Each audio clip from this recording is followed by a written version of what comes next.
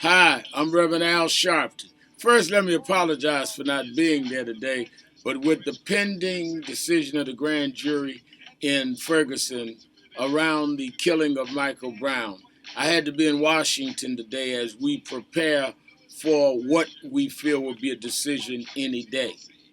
I wanted to be there though, because Shirley Chisholm has meant so much to our nation, our community, and to me personally. I first met Shirley Chisholm around 1968. I was 13 going on 14. She ran for the Congress against the leader of CORE, which was a major civil rights organization at that time, James Farmer. James Farmer was a Republican running on the Nixon ticket. Shirley Chisholm ran Democratic on the Democratic ticket in Brooklyn. She had been an assemblywoman. And my pastor, Bishop Washington, who pastored Washington Temple there in Bedford Avenue, had supported James Farmer. My pastor was a Republican. And in the campaign, I got to meet Miss Chisholm. I got to know her. She knew me as a boy preacher because I was a boy preacher at the time. And from there, we became friendly. By 72, I became the youth coordinator for her campaign for president. The first time I voted in the year that she ran for president. George McGovern ended up being the nominee against Richard Nixon. Shirley Chisholm broke through glass ceilings for blacks, for women. She was the first black woman elected to Congress. She was the first black woman to run for president. She brought education money. She brought all kinds of resources, anti-poverty programs, all of that to Brooklyn. She, to be around, though, was a constant teacher. She used to be in education.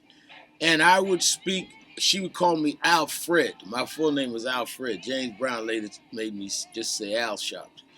And I would say something and use incorrect grammar. She would stop me, Alfred, and lecture me on language. Tell me it was important that I understand I could be and do anything. They would scandalize her. They said she was doing wrong with her campaign money. They always use finances or sex to try and bring down leaders on the progressive side or the black side.